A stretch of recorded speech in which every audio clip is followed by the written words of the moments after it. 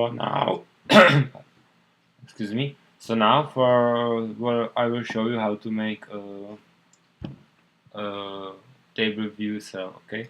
So table view cell is one row in our table view. Okay.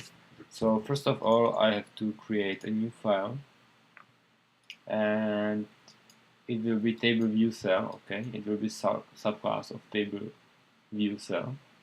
So I click next and create. Okay. So now we got the class for our table view, and now I will create a user interface for our table view cell. So I will call it view cell, and I again remove the view, and here I click and search the table view, and I will replace the table view cell. Okay, so now we got the CIB file for our table view cell, and we got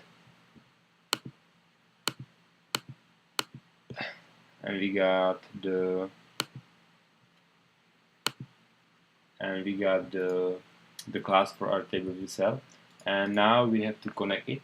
So we will click here to the table view cell and set the table view cell class what we created before. So now they are table view cell CIV and table view cell Swift class are connected. Okay, so we will make the UI of the view cell by the code. Okay, so we will not use the interface builder, and we will code it. Okay, so what will the table view cell contain? So first of all, we got some properties. Okay, so the one row or in table view will show the some image of the video,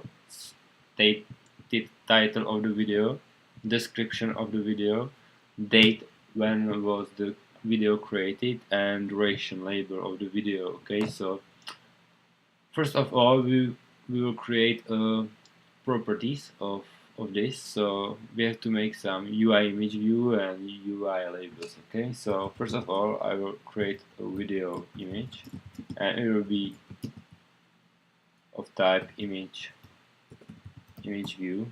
Okay, then I have to make a data label, and it will be type of UI label. Then I have to make a description label, and it will be type again of UI label. Then I have to make a date label, again type of UI label, and last will be the duration label. Okay, and it will be again type of UI label. So now we got this function in our table view cell, and this function is something like the view.did.load.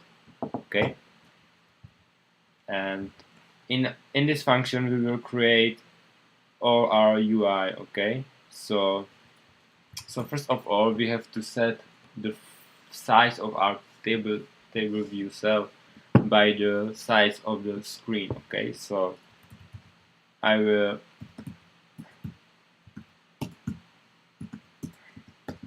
set the width of the table cell by the size of our screen. Okay, or our width of a screen.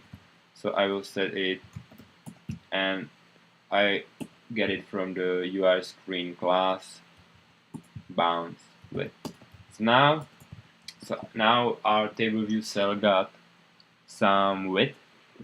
Set it from the UI screen main screen, and then we have to initialize the other UI like video image, data label, description label, date label, and duration label. Okay, so first of all, we initiate the video image. Okay, so I will call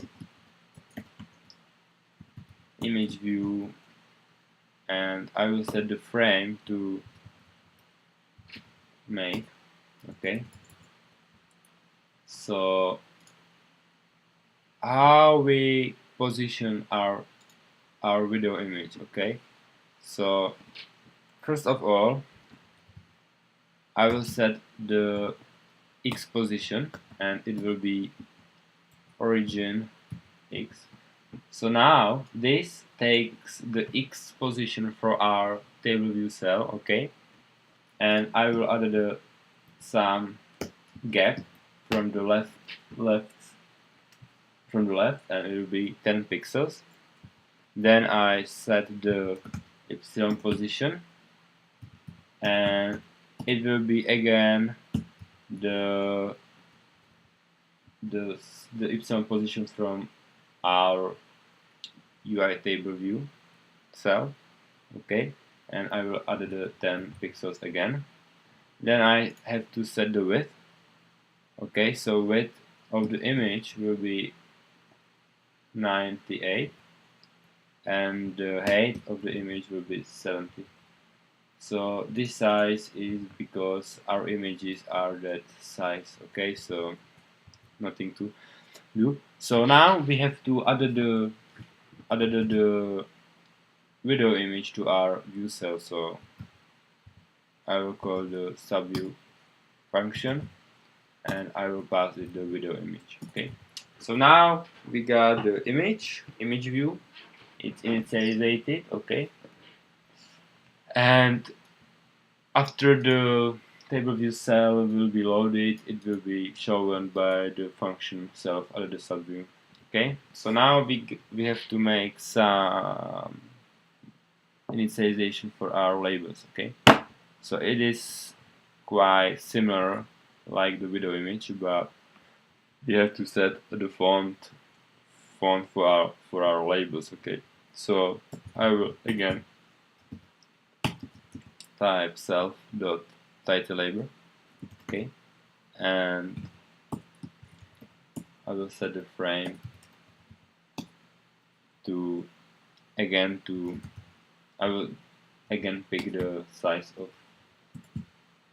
our table, the X position of our table view cell, and I will add the self video image size, frame size, width. So I will count, and I will add this size of the image to X position of our title label, and I will make again the gap. So I will add the 20 pixels. Then I will make the same epsilon position as the video image, and then I have to set the width to maximum width of the screen. So what I have to do is again take the